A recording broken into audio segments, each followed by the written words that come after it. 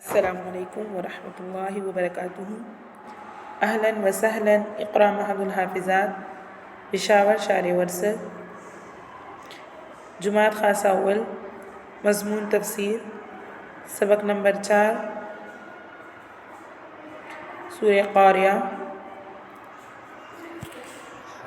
بسم اللہ الرحمن الرحیم۔ آج ہم سورہ قاریہ پڑھیں گے۔ ترجمہ اور تفسیر سے پہلے اس کے لغات کی طرف دیکھیں۔ القاریہ، قاریہ بمعنی کڑکڑا دینے والی۔ فراش، یوم یکون الناس کالفراش المبثوث۔ فراش یہ فراشتن کی جمع ہے، بمعنی پروانے، پروانے کو کہا جاتا ہے۔ مبثوث یہ اسم مفعول کا صیغہ ہے اور اس کا معنی ہے منتشر ہونا، بکھیرنا، ابارنا۔ العہن، عہن جو ہے ایسی روئی کو جو مختلف رنگوں میں رنگی ہوئی ہو اس کو کہا جاتا ہے اور اس کی جمع عہون آتی ہے۔ موازین، موازین یہ اسم اعلیٰ ہے یا اسم مفعول کا صیغہ ہے اور اس کی جگہ یہ جو ہے یہ جمع ہے موازین، اور اس کا مؤنث میزان یا موزون ہے اور اس کا معنی ہے وزن کرنا۔ خفت واحد مؤنث غائب کا صیغہ ہے، باب ضرب سے بمعنی ہلکا ہونا۔ فَأُمُّهُ ہاویہ، ماں کو کہا جاتا ہے اور ٹھکانے کو بھی کہا جاتا ہے، لیکن یہاں پر ٹھکانے کے معنی میں ہے۔ ہاویہ یہ دوزخ کے ایک درجے کا نام ہے، باب ضرب سے بمعنی گر پڑنا۔ حامیہ، حامیہ یہ صیغہ اسم فاعل کا ہے، باب سمع سے بمعنی تیز گرم ہونا، غضبناک ہونا۔ ترجمے کی طرف دیکھیں۔ بسم اللہ الرحمن الرحیم۔ القاریہ وہ کڑکڑا دینے والی۔ ما القاریہ کیا ہے وہ کڑکڑا دینے والی۔ وما ادراک ما القاریہ اور آپ کو کیا معلوم ہے کہ کیا چیز ہے وہ کڑکڑا دینے والی۔ یوم یکون الناس کالفراش المبثوث، اس دن لوگ منتشر ہوں گے پروانوں کی طرح۔ یوم یکون الناس کہ ہوں گے جس دن لوگ کالفراش المبثوث منتشر پروانوں کی طرح ہو جائیں گے۔ وتکون الجبال کالعہن المنفوش اور پہاڑ ہو جائیں گے دہنی ہوئی رنگین روئی کی طرح۔ فاما من ثقلت موازینہ، پھر جس شخص کا پلہ باری ہوگا، فہو فی عیشۃ راضیہ تو وہ عیش اور عشرت میں ہوگا، راضی اور خوش ہوگا۔ واما من خفت موازینہ اور جس کا پلڑا ہلکا ہو، فامہ ہاویہ تو اس کا ٹھکانہ ہاویہ ہوگا۔ وما ادراک ما ہی اور آپ کو کیا معلوم ہے کہ وہ کیا چیز ہے۔ نار حامیہ وہ دھکتی ہوئی آگ ہے۔ اب اس سورت کی تفسیر کی طرف دیکھیں۔ تفسیر یہاں پر القاریہ، اس میں القاریہ میں تا یہ تائے تانیث ہے اور اس کے لغوی معنی ہے کٹ کٹا دینے والی، کیونکہ قیامت جو ہے وہ دلوں کو ہلا ڈالے گی، اس لیے اس کو قاریہ کہتے ہیں۔ اور اس صورت میں ان مضامین کا ذکر ہے جو خواب غفلت سے جگا دینے والی اور ہلوں کو ہلا دینے والے ہیں، اسی مناسبت سے اس کو سورہ القاریہ کہتے ہیں۔ یوم یکون الناس کالفراش المبثوث، جس دن بکھرے ہوئے پروانوں کی طرح آدمی ہو جائیں گے۔ تو یہاں پر بیان فرما رہے ہیں کہ میدان حشر میں بکھرے ہوئے سرگردہ اور پریشان انسانوں کو منتشر پروانوں سے 4 چیزوں میں تشبیہ دی گئی ہے۔ نمبر 1، پہلے اس چیز میں تشبیہ دی گئی ہے کہ بے قراری اور بدحواسی کے عالم میں، یعنی جس طرح پروانے بے قرار اور بدحواس ہوتے ہیں، اس طرح انسان بھی قیامت کے دن بے قرار اور بدحواس نظر آئیں گے۔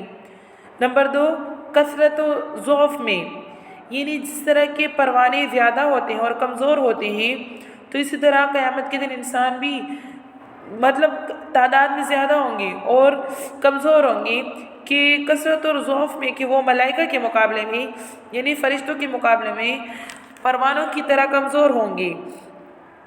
نمبر 3، بکھرنے اور ہر سمت دوڑنے میں، یعنی جس طرح کے پروانے کبھی ایک طرف دوڑتے ہیں کبھی دوسری طرف، تو اسی طرح قیامت کے دن انسانوں کا بھی یہی حال ہوگا۔ نمبر 4، آگ میں گرنے میں، کہ جس طرح پروانے آگ میں گرتے ہیں اسی طرح کافر لوگ یہ بھی دوزخ کی آگ میں گریں گے۔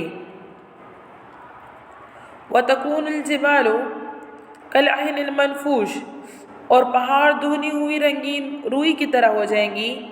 رنگین دہنی ہوئی روئی سے اس لیے تشبیہ دی گئی کہ مختلف رنگوں کے پہاڑ جب چورا چورا ہو جائیں گے تو ایک ایسی رنگت ان کی پیدا ہو جائے گی گویا وہ دہنی ہوئی رنگین روئی ہے۔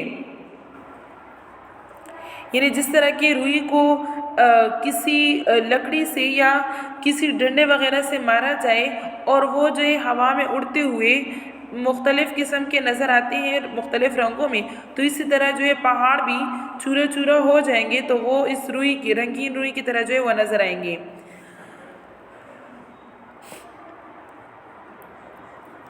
فَأَمَّا مَنْ ثَقُلَتْ مَوَازِينُهُ، یہاں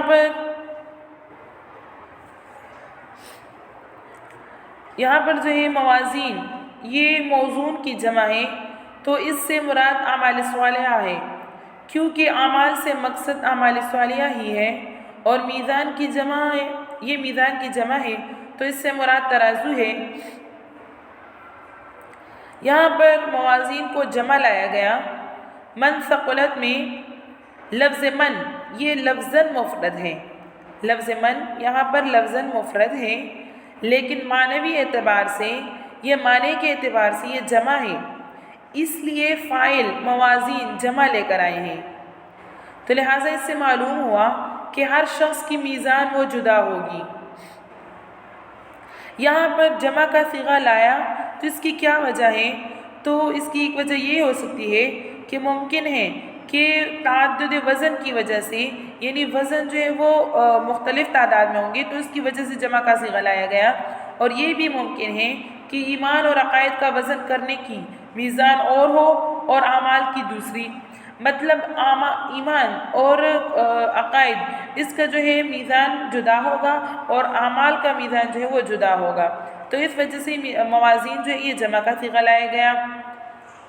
وَأَمَّا مَنْ خَفَّتْ، یہاں پر بظاہر میں من خفت اس میں جو کافر داخل ہیں، انہی کی سزا کا بیان اگلی آیات میں ہے، کیونکہ قرآن پاک نے اکثر متقین کے مقابلے میں کفار ہی کا ذکر فرمایا ہے اور گناہگار اہل ایمان کے ذکر سے خاموشی اختیار کی ہے، اس لیے ان آیات میں ایسا ہی ہے کہ من ثقلت کا مصداق متقین ہے اور من خفت کا مصداق کافرین گناہگار اہل ایمان کافرین ہیں، اور یہاں پر جو ہے گناہگار اہل ایمان سے سکوت کیا گیا ہے، ان کے انجام کی قرآن نے پردہ پوشی کی ہے۔ امید ہے کہ آخرت میں بھی جو ہے ان کے ساتھ پردہ پوشی کا معاملہ جو ہے وہ کیا جائے گا۔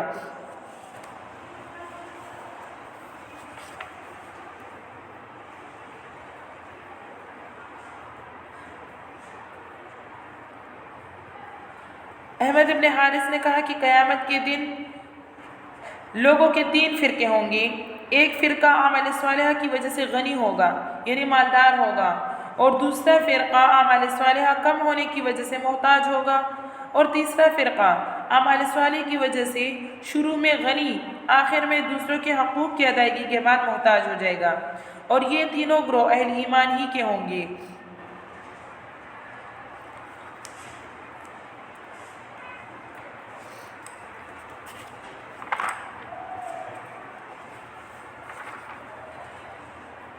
یہاں پر اب ایک سوال ہوتا ہے، سوال یہ ہوتا ہے کہ وزن اعمال وزن یعنی وزن کا اعمال کا وزن یہ کس طرح ہوگا؟ تو یہاں پر جو ہے سوال ہوتا ہے، سوال یہ ہے کہ اعمال تو اعراض ہے، مطلب وہ ہوا کی طرح ہوتے ہیں، تو اس کا وزن کیسے ہوگا؟ یعنی اس کا تو کوئی جسم وغیرہ نہیں ہوتا، تو پھر اس کا جو ہے وزن کیسے کیا جائے گا؟ تو جواب اس کے مختلف ہیں، پہلا جواب اس کا یہ ہے، بعض علماء کہتے ہیں کہ ہمارے اعمال دوسرے عالم میں مطلب آخرت میں اچھی یا بری شکلیں اختیار کر لیتے ہیں، یعنی وہ اعمال جو ہے وہ شکل اختیار کر لیتے ہیں، تو ان شکلوں کو میزان میں رکھ کر تولا جائے گا۔ دوسرا جواب اس کا یہ ہے، بعض حضرات فرماتے ہیں کہ نامہ اعمال تولے جائیں گے، مطلب جس کاغذ میں یا جس رجسٹر میں اعمال لکھے گئے ہوں تو وہ تولے جائیں گے۔ تیسرا جواب اس کا یہ ہے، بعض حضرات فرماتے ہیں کہ خود صاحب عمل کو تولا جائے گا، مطلب جس آدمی نے عمل کیا ہو، چاہے وہ گناہ کا عمل کیا ہو یا چاہے وہ نیکی کا عمل کیا ہو، تو اس آدمی کو تولا جائے گا۔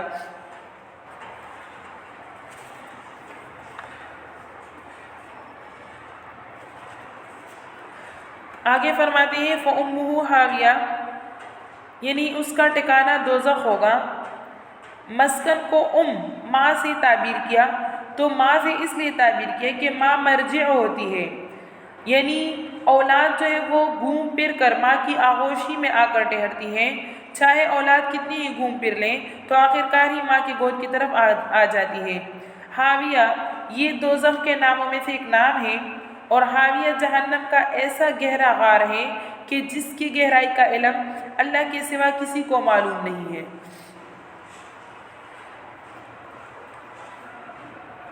بعض نے کہا ہے کہ سے مراد سر ہے، مطلب یہ ہے کہ کافر یہ سر کے بل جہنم میں ڈالے جائیں گے۔ وما ادراکا، یہاں پر یہ استفہام ہے یعنی سوال ہے، تو سوال یا استفہام یہ برائے تعظیم ہے، یعنی اس کی عظیم اور اس کی جو ہے ہولناکی ظاہر کرنے کے لیے یہاں پر جو ہے استفہام ذکر کیا گیا ہے۔ نار حامیہ، لفظ حامیہ سے نار کی تاکید کر کے بتا دیا گیا کہ یہ دنیاوی آگ نہیں ہے بلکہ اس کے مقابلے میں انتہائی تیز آگ ہوگی۔ صدق اللہ العظیم۔ وآخر دعوانا ان الحمدللہ رب العالمین۔ بچوں اس سورت کو اچھی طرح سے یاد کریں اور اس سے آگے سورت کا جو ہے وہ مطالعہ کریں۔ السلام علیکم ورحمۃ اللہ وبرکاتہ۔